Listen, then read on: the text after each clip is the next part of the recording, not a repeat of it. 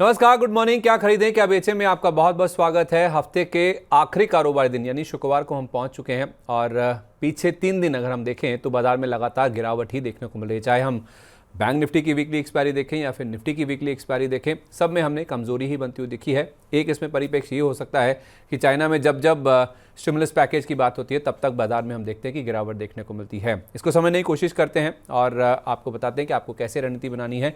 इस पर हमारी मदद करने के लिए हमारे साथ एक खास मेहमान मौजूद हैं। Lakshmi Shri investment and securities के head of research Anshul Jain ji हमारे साथ कार्यक्रम में शामिल हो चुके हैं। गुड मॉर्निंग सर, बहुत बहुत स्वागत है आपका मनी लाइन पर। नमस्कार संदीप जी। नमस्कार आपके सभी दर्शकों को। तो बाजार में ये जो 3 दिन की गिरावट हो रही है, इस गिरावट में अब हमें कैसे रणनीति बनानी चाहिए, इस पर फोकस करना बहुत ज़रूरी है। लेकिन उससे पहले ये समझना भी ज़रूरी है कि कल के मार्केट में किस तरह का एक्शन देखने को मिला, वीकली एक्सपायरी के दिन बाजार में किस तरह का एक्शन है, ये समझते हैं हमारी खास सेगमेंट कल का बाजार में।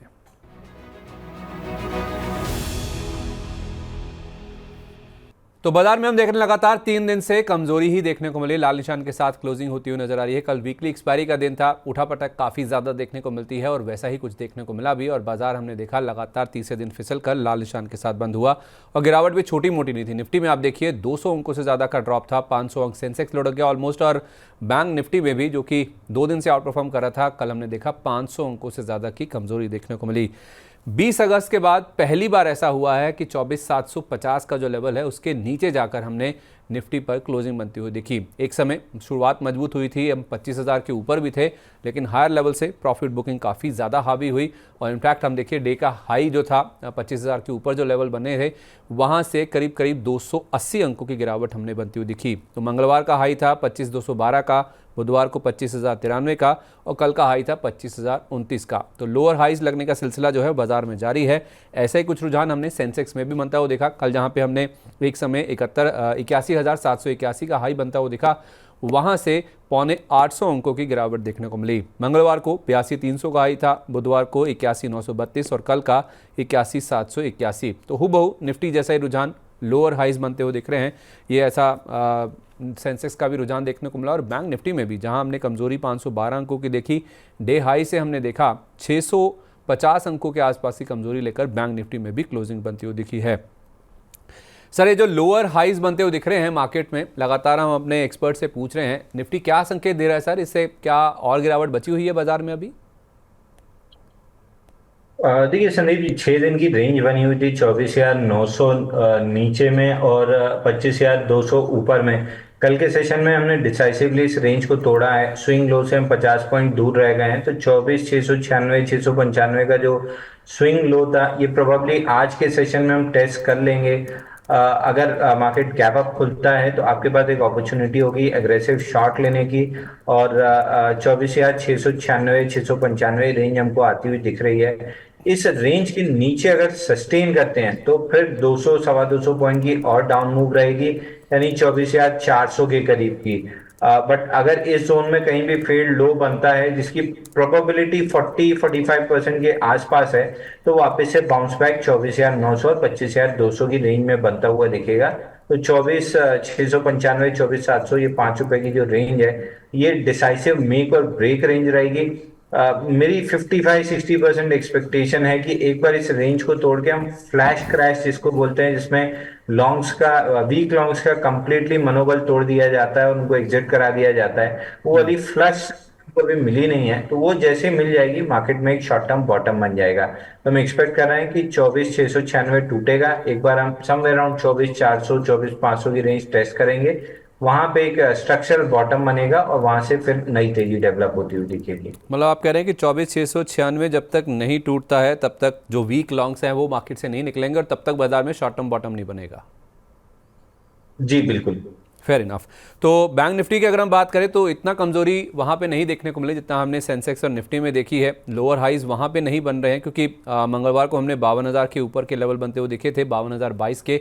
उसके बाद बुधवार को 52,031 का हाई भी बना, तो यहाँ पे हायर हाइज बनते हुए दिखे। हालांकि कल की क्लोजिंग अगर हम देखें तो काफ़ी वीक हुई है, 51,930 का कल हमने इंटरडे हाई बनता हुआ दिखा था। लेकिन ओवरऑल क्या बैंक निफ्टी में अभी भी दमखम है निफ्टी को आउट परफॉर्म करने का? देखिए, रिलेटिव स्ट्रेंथ तो जरूर है बैंक निफ्टी में। पिछले 3 दिन में क्लियरली विजिबल रहा है, जहाँ निफ्टी अपने स्विंग लो पे आ गया है। बैंक निफ्टी अभी भी अपने स्विंग लो से लगभग अगर पकड़ें तो 700-800 पॉइंट दूर है, तो ये इंडिकेट करता है कि बैंक निफ्टी में रिलेटिव स्ट्रेंथ है। इसकी सबसे बड़ी वजह एटलीस्ट कल के सेशन में रही एसबीआई बैंक की वजह से, लेकिन ICICI bank, HDFC bank, Kotak bank और इंडसइंड बैंक, ये चार बैंकों में रिलेटिव स्ट्रेंथ है अगेंस्ट द मार्केट। तो इन्हीं की वजह से बैंक निफ्टी में भी वो स्पिल ओवर इफेक्ट आता हुआ दिख रहा है। तो अगर निफ्टी थोड़ा सा नया लो बनाती है तो हम एक्सपेक्ट करेंगे बैंक निफ्टी भी 50,400 के लेवल के आसपास 19-20 रहेगी, लेकिन 50,400 का जो स्विंग लो है उसको टेस्ट ही कर पाएगी, उससे ज्यादा नीचे नहीं जा पाएगी। तो रिलेटिव स्ट्रेंथ जरूर है 50,400 के अराउंड। अगर वहां से बाउंस बैक प्ले करना है तो बैंक निफ्टी में प्ले करना चाहिए।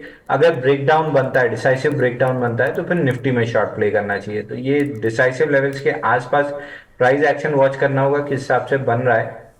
कंफर्मेशन अगर मिलती है, प्राइमा फेसी अभी यही दिख रहा है कि अगर बाउंस बैक बना तो बैंक निफ्टी में बनेगा, ब्रेकडाउन बना तो निफ्टी में बनेगा। तो ये लेवल मतलब ये थियरी हम लेके चल रहे हैं। स्विंग लोज के आसपास देखते हैं मार्केट कितना इसको वैलिडेट करता है, फिर उस हिसाब से व्यू बनाएंगे।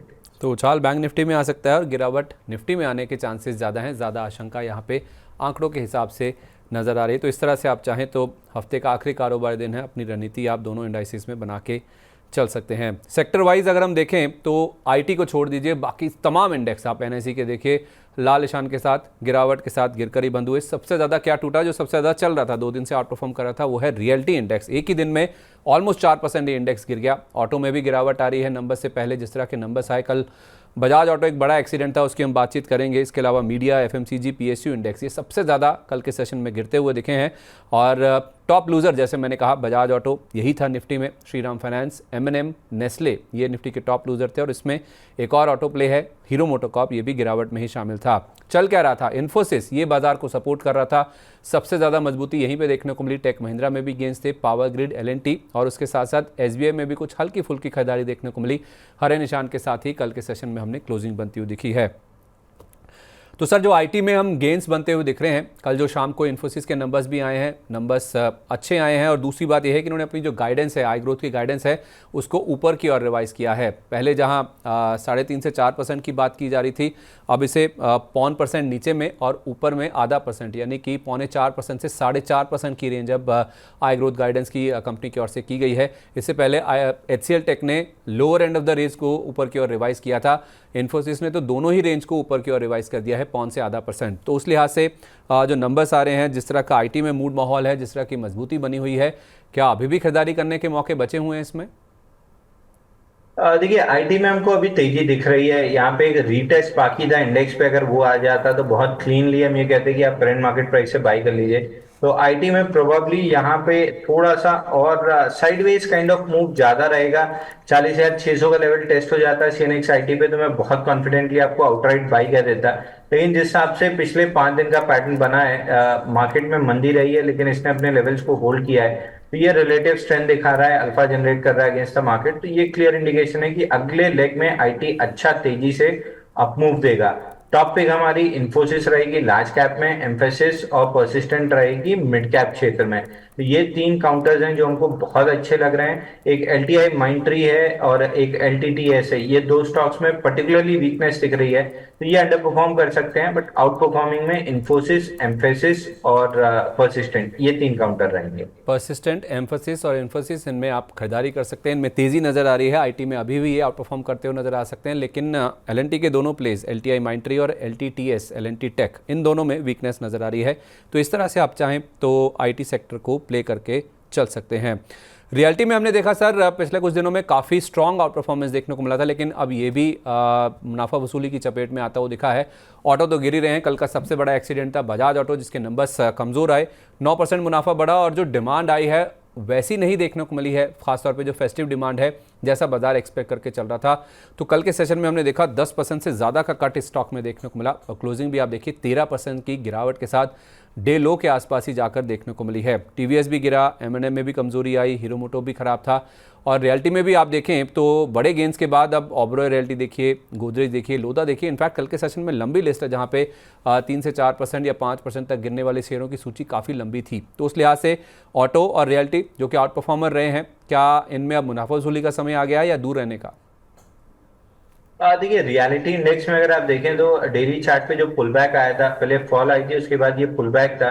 पुल बैक अपना 61% रिट्रेसमेंट कंप्लीट करके आज ही के सेशन में पलट गया। तो यहाँ से स्विंग लो काफी इंपॉर्टेंट है रियलिटी इंडेक्स पे, जो कि 11 अक्टूबर का लो है 1036, 1044 पे क्लोज हुआ है। अगर 1036 निकलता है तो फिर इंडेक्स में थोड़ा सा बड़ा और शार्प करेक्शन आता हुआ दिखेगा। पहला टारगेट नीचे में रहेगा 930 का, यानी हम 1036 के नीचे लगभग 10% कट की बात कर रहे हैं। और अगर ये 10% कट आता है तो सारे स्टॉक्स में आप मान के चलिए कि कम से कम मार्केट को अगर परफॉर्म भी करते हैं, इक्वल परफॉर्मेंस रहता है, तो 8 से 10% का कट आता हुआ दिखेगा।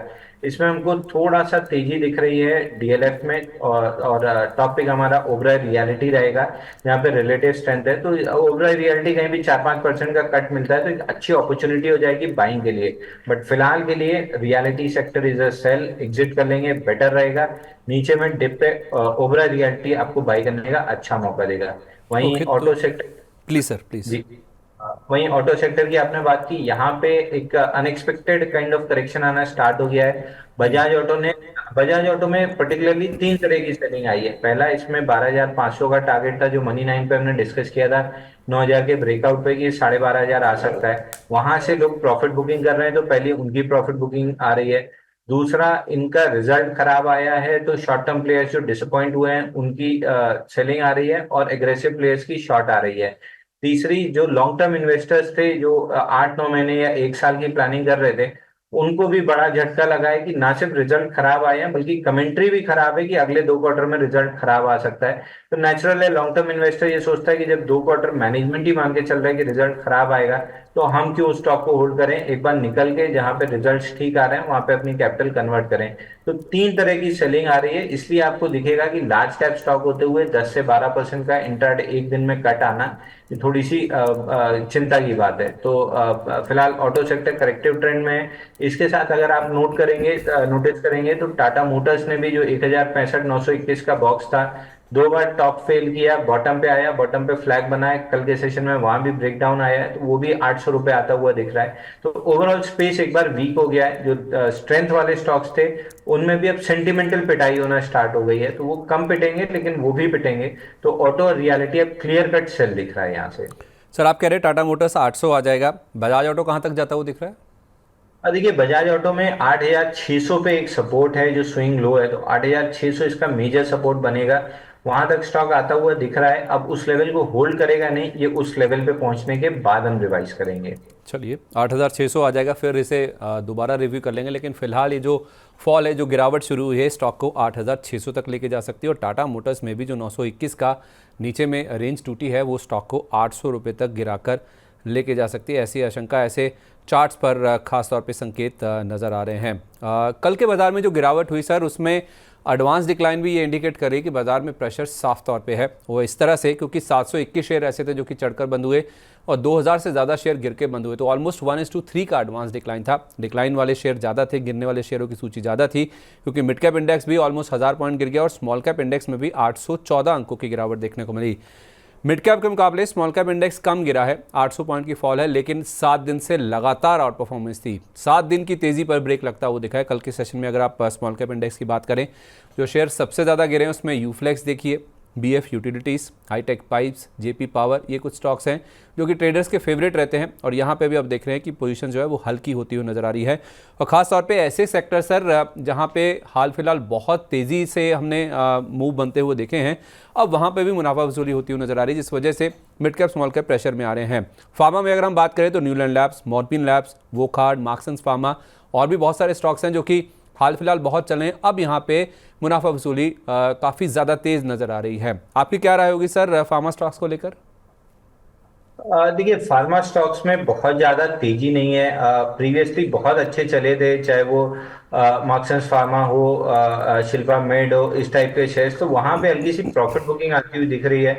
मैं फार्मास्यूटिकल्स में बहुत ज्यादा बुलिश तो नहीं हूं, लेकिन इतना भी करेक्शन नहीं आएगा कि स्टॉक्स में बहुत वर्टिकल डाउन मूव आ जाएगा। ये स्टॉक्स में इनिशियल करेक्शन, अभी जब मार्केट में बॉटम बनेगा तो इन स्टॉक्स में भी बॉटम बन जाएगा, उसके बाद एक बेस बिल्डिंग होगी, क्योंकि फार्मा इंडेक्स में ऐसा लग रहा है कि 4 से 6 महीने का बेस बनता हुआ दिखेगा। आउट परफॉर्मर फिलहाल इस पूरी mid cap small cap space में फार्मा में अगर देखें तो जैक्सन फार्मा है, जहां पे मंथली चार्ट पे एक बड़े बेस का ब्रेकआउट आया है। ऑलमोस्ट ये बेस 2022 से बनना स्टार्ट हुआ था, तो 3 साल का बेस ब्रेकआउट है। तो एक जैक्सन फार्मा जरूर ऊपर में 600 650 के लेवल दिखा सकता है, लेकिन बाकी सारे काउंटर्स में यहाँ से भी 8 से 9% की डाउनसाइड एटलीस्ट दिख रही है in the mid cap small cap space. Large cap में भी 4 से 5% की डाउनसाइड है। तो फार्मा में भी ओवरऑल फ्यूचर एंड ऑप्शन वाले काउंटर में एक बार शॉर्ट ले सकते हैं एग्रेसिव प्लेयर हैं तो। नहीं तो अगर mid cap small cap player हैं तो एक बार प्रॉफिट बुकिंग करके निकल जाइए। नीचे में आपको थोड़े से अच्छे डिस्काउंटेड प्राइसेस में मिल जाएंगे। ठीक है, नीचे में सस्ते मिल जाएंगे 4 से 5% नीचे लार्ज कैप्स, और मिड कैप्स और स्मॉल कैप आपको 8 से 9% नीचे मिल जाएंगे। केवल जैक्सन पाल फार्मा जहां पे एक रेंज ब्रेकआउट हुआ है 3 साल का, वहां पे 650 के टारगेट आ जाएंगे। बाकी सब स्टॉक्स में वेट कर लीजिए, कोई वर्टिकल फॉल आ जाएगा ऐसी आशंका नहीं, लेकिन हाँ गिरावट का वेट कीजिए। नीचे में मिलेंगे 4 से 5% लार्ज कैप और 8 से 9% मिड कैप्स, वहाँ पे आप चाहें तो खरीदारी करके चल सकते हैं। अब अगर हम आज की तैयारी शुरू करें, आज कहाँ पे आपको एक्शन लेना चाहिए, कहाँ पे फोकस करना चाहिए, क्योंकि हफ्ते का आखिरी कारोबारी दिन है। चलते हैं हमारे अगले सेगमेंट की तरफ, आज की तैयारी।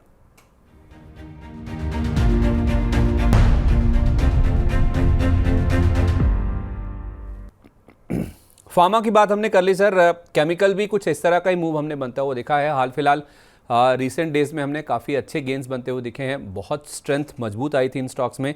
लेकिन कल का सेशन आप देखिए, गुजरात एल्कलीज, DCW, दीपक नाइट्राइट, हिमाद्री स्पेशलिटी जिसके नंबर्स आए थे उसके बाद से हमने गिरावट बनती हुई दिखी, नवीन फ्लोरिन, ये सारे आउट परफॉर्मर रहे हैं। और अब यहाँ पे कुछ मुनाफा वसूली साफ तौर पर नजर आ रही है। तो ये जो बिकवाली आ रही है, क्या इसमें खरीदारी करनी चाहिए या फार्मा की तरह इनमें भी इंतजार करें अभी? देखिए, केमिकल स्टॉक्स की बहुत बड़ी लिस्ट है, मिड कैप स्मॉल कैप ये सारे शेयर्स हैं। तो ओवरऑल अगर देखें तो केमिकल स्टॉक्स में मिक्स्ड बैग काइंड ऑफ चीज चल रही है। कुछ ऊपर जा रहा है, कुछ नीचे जा रहा है। तो सेक्टोरियल जो टेल विंड होती है वो इन सारे स्टॉक्स में मिसिंग है। ऑफ लेट इधर उधर एक दो स्टॉक्स चल जाते हैं, तो पूरा जब तक सेक्टर ना चले पैसा कमाना थोड़ा सा मुश्किल होता है। तो मैं इसमें वैसे ही बहुत ज्यादा ट्रैक नहीं कर पाता हूँ इस सेक्टर को, क्योंकि थोड़ा सा वॉलेटाइल होते हैं, ऑर्डरली मूवमेंट नहीं आता है। तो मैं इन सेक्टर्स को अवॉइड करके चलता हूँ। दीपक नाइट्रेट स्पेशली इस में लीडर है, और इस स्टॉक में थोड़ी सी गिरावट काइंड ऑफ सिचुएशन दिख रही है। तो अगर लीडर गिरता है, क्योंकि फेल्ड ब्रेकआउट बना है और उसके बाद से जो पुल बैक आया था वो कल के सेशन में फेल हुआ है, तो यहाँ पे डाउनसाइड दिख रही है। तो मैं मान रहा हूँ कि अगर लीडर यहाँ से 8-9% सरकता है नीचे, तो mid cap small cap stocks में और तेज सेलिंग आएगी। तो थोड़ा सा केमिकल स्टॉक से दूर रहना चाहिए। अवॉइड कीजिए केमिकल स्टॉक्स को। यहाँ पे अगर सेक्टर लीडर्स गिर रहे हैं तो फिर जाहिर सी बात है बाकी स्टॉक्स भी उसको फॉलो करते हुए दिखेंगे। ऑटो एंसलरी की जहाँ तक बात है तो ऑटो के साथ साथ अब ये स्टॉक भी फिसलने लगे हैं। इनमें भी हमने काफ़ी बड़ी आउट परफॉर्मेंस देखी है। जमुना ऑटो हुआ, Munjal auto, क्राफ्टसमैन automation, Uno Minda, Minda industries, ये तमाम स्टॉक्स हैं जो कि काफ़ी अच्छा परफॉर्म करते हुए नजर आए हैं। लेकिन कल के सेशन में आप देखें तो प्रॉफिट बुकिंग इस तरह से हावी है कि आप देख सकते हैं कि डे लो के आसपास जाके क्लोजिंग होती हुई नजर आ रही है। तो बिल्कुल भी बुल्स का इरादा नहीं है कि इन शेयरों को खरीदा जाए। आपकी क्या राय बन रही है सर, जो मिड कैप ऑटो स्टॉक्स गिर रहे हैं ऑटो एंसिलरी स्पेस में, उनको अभी और गिरने देना चाहिए? देखिए, इसमें एक स्टॉक है प्रिसीजन कैम्पशैफ्ट, ये हमने अपने क्लाइंट्स को बाय रिकमेंड किया हुआ है। तो स्टैंडर्ड डिस्क्लेमर, ऑटो एंसिलरी में इस स्टॉक में हमारे क्लाइंट्स लॉन्ग हो सकते हैं। वीकली चार्ट पे 58 वीक्स का, डेली चार्ट पे 276 दिन का बेस ब्रेकआउट था। तो हमने प्रीएम्प्टिव लॉन्ग 262 के आसपास दिया था। 2 दिन में स्टॉक अच्छा चला है। यहाँ से अगर 1-2 हफ्ते कंसोलिडेट करके 300 का लेवल, 280-300 का लेवल होल्ड हो जाता है ये रेंज, तो हाई लाइकली है कि स्टॉक का 390, 375, 390 का ब्रैकेट टेस्ट कर सकता है। बाकी सारे स्टॉक्स में इतनी अच्छी स्ट्रेंथ नहीं है। तो आउट ऑफ ऑल ये एक स्टॉक है जो हमको काफी अच्छा लग रहा है और हमने अपने क्लाइंट्स को रिकमेंड किया है।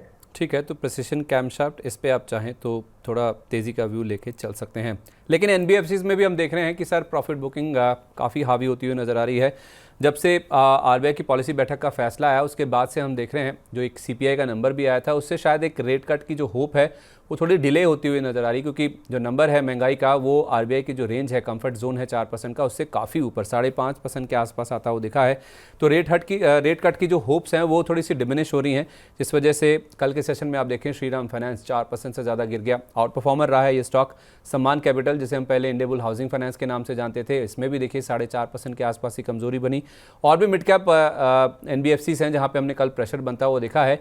तो एनबीएफसीज में कोई बाइंग करनी चाहिए या आपको लगता है कि अभी और ज़्यादा गिरावट इनमें होने वाली है?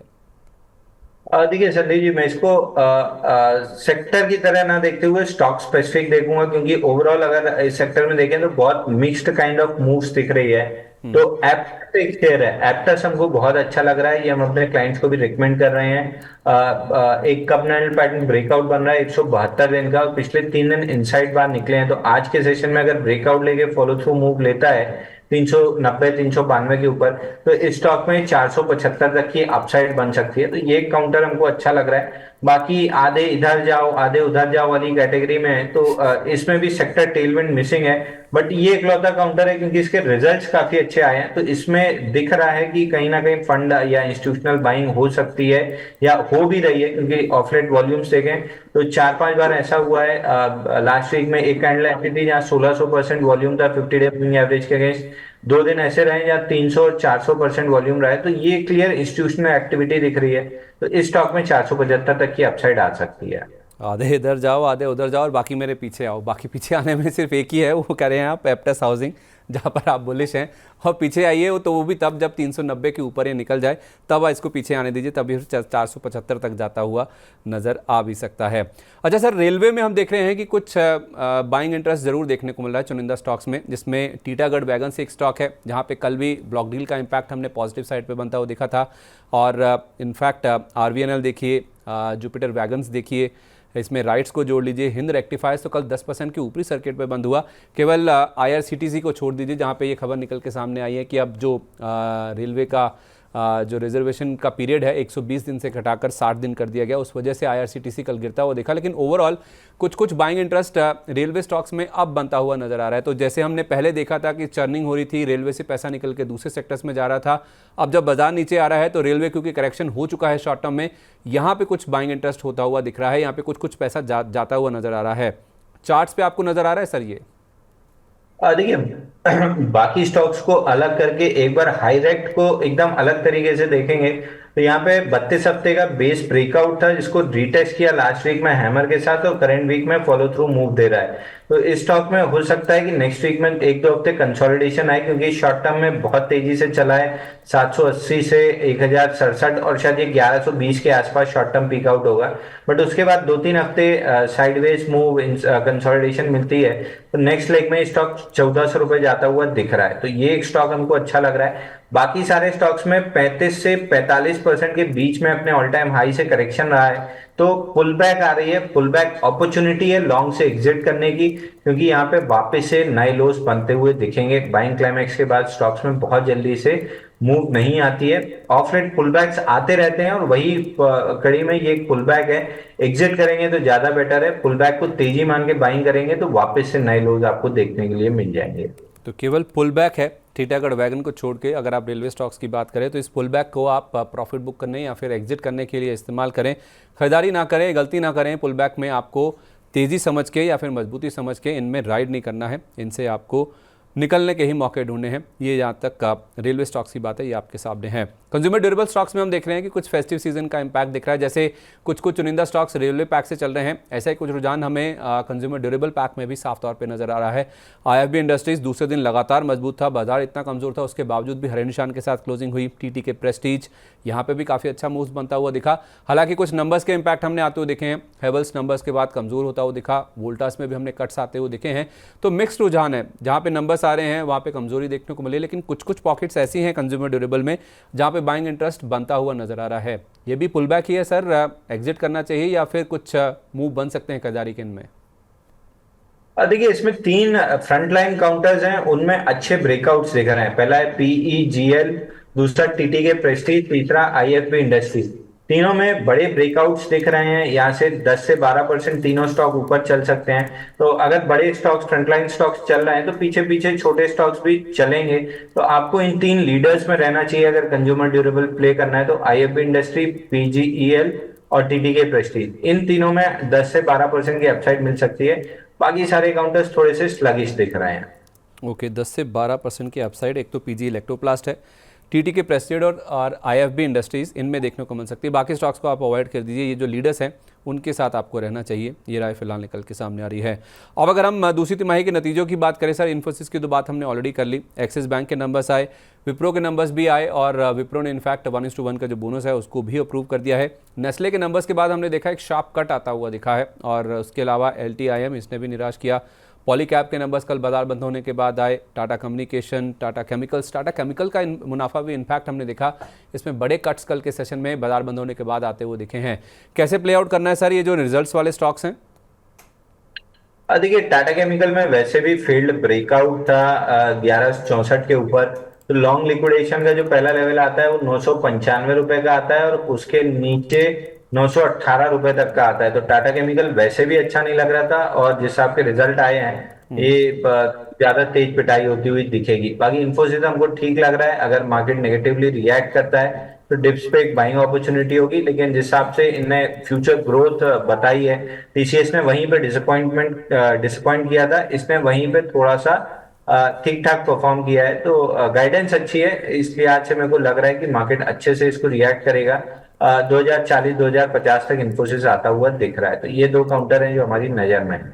2040-2050 तक इन्फोसिस जाता हुआ नजर आ सकता है, और टाटा केमिकल में नीचे की तरफ 1000 रुपये का लेवल टूट जाएगा, 995 तक की स्टॉक जाता हुआ नजर आ सकता है। आज भी लंबी लिस्ट है सर जहां पे नंबर्स आने वाले हैं।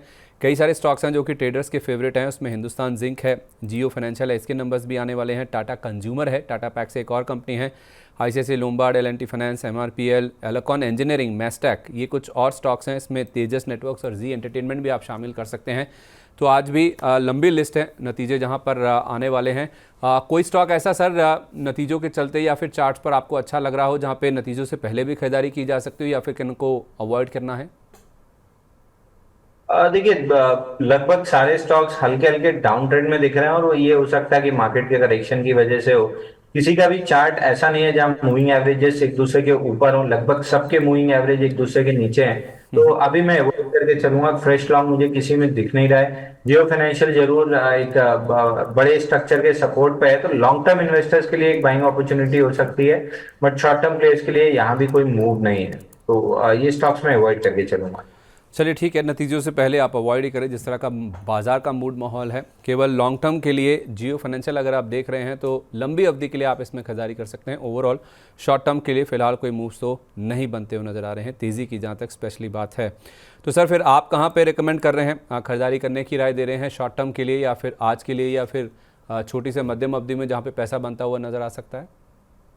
देखिए, मेरी हाई एक्सपेक्टेशन है कि चाइना से स्टिमुलस आएगा, और एकदम अचानक आएगा। जब भी आप एक्सपेक्ट करेंगे तब नहीं आएगा, एक्सपेक्टेशन छोड़ देंगे तब आएगा। तो उस लिहाज से मेटल सेक्टर में अच्छी बाइंग दिख रही है, और जरूर स्मार्ट मनी को कहीं ना कहीं अंदाजा है कि ये आएगा। तो हमको तीन काउंटर्स बहुत अच्छे लग रहे हैं, हिंडाल्को, वेदांता और नेशनल एल्यूमिनियम। वेदांता ऑलरेडी मैं रिकमेंड कर चुका हूं, तो मैं अब उसको अवॉइड करूंगा।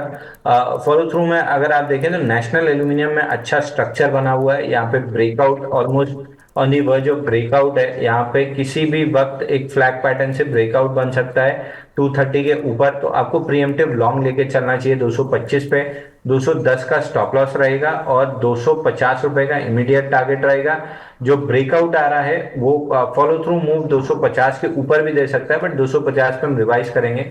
फिलहाल के लिए 225 रुपए पे बाई करना है, 210 का स्टॉप लॉस, 15 रुपए की रिस्क है। 250-25 रुपए ऊपर की अपसाइड मिल सकती है। तो ऑलमोस्ट 1:2 के आसपास का ट्रेड बनता हुआ दिख रहा है।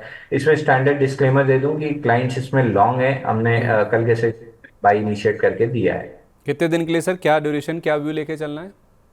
और देखिए, 1 से 1.5 हफ्ते में ये टारगेट अचीव हो जाना चाहिए। ठीक है, तो 1 से 1.5 हफ्ता यानी कि 7 से 10 दिन आप मान के चलिए ₹250 तक के टारगेट्स नाल्को में आ जाएंगे और 225 के आसपास है, ₹25 की अपसाइड है। नीचे में रिस्क आपका ₹15 का है, ₹210 का आपको स्टॉप लॉस रखना है। 1 से 1.5 हफ्ता यानी कि 7 से 10 दिन का व्यू आप लेके चलते हैं तो यहाँ पे ₹250 तक के टारगेट आने की उम्मीद की जा रही है। मेटल में तेज़ी बन सकती है इन एंटिसिपेशन की चाइना का स्टिमुलस आ सकता है और उसी स्टिमुलस की आशंका में ही हमने देखा है कि इंडियन मार्केट्स में आज गिरावट देखने को मिले, क्योंकि एफपीआईज़ की ओर से बड़ी मात्रा में बिकवाली हो रही है और इस महीने का यानी कि अक्टूबर के महीने का जो नंबर है, माना जा रहा है कि अब तक का सबसे बड़ा मंथली बिकवाली का नंबर एफपीआईज़ की ओर से हो सकता है, जहां पे 67,000 करोड़ रुपए से ज़्यादा की बिकवाली ऑलरेडी देखने को मिल चुकी है। बहुत बहुत धन्यवाद सर आज हमारे साथ कार्यक्रम में शामिल होने के लिए, पिक्स देने के लिए, सारे सवालों के जवाब देने के लिए। वैसे तो आप सारे स्टॉक्स के साथ साथ डिस्क्लोजर दे देते हैं, कोई स्टॉक अगर रह गया हो, कोई डिस्क्लोजर शेयर करने वाला? और देखिए, आज जितने स्टॉक्स डिस्कस किए हैं मेरे पर्सनल पोर्टफोलियो में कोई नहीं है, लेकिन क्लाइंट्स के पोर्टफोलियो में जरूर होंगे। चलिए, बहुत बहुत धन्यवाद sir, thank you so much for joining us today, wish you a very good day sir. तो क्या खरीदें क्या बेचें में आज के लिए बस इतना है, लेकिन सुबह 10:30 बजे बीच बाजार में जुड़ना मत भूलिएगा। अगर आपके मन में कोई भी शक शंका, कोई सवाल बचा हुआ है, किसी स्टॉक के बारे में आप जानना चाहते हैं, तो आप अपने सवाल हमारे यूट्यूब पेज पे पोस्ट कर सकते हैं। मेरे सहयोगी विवेक मित्तल आपके साथ जुड़ते हैं, ग्लोबल खबरों का विश्लेषण आपके लिए लेके आते हैं। Mid cap small cap stocks पे खासतौर पर कवरेज रहता है। रिजल्ट सीजन चल रहा है तो वहाँ पर तो पूरा कवरेज रहता ही है कि बाजार में किस तरह का एक्शन रिजल्ट को लेकर बन रहा है। जुड़ना मत भूलिए सुबह 10:30 बजे बीच बाजार में, सोमवार से शुक्रवार। तो क्या खरीदें क्या बेचें को यहीं पर समेटते हैं। अब आपसे सोमवार को मुलाकात होगी, तब तक के लिए नमस्कार।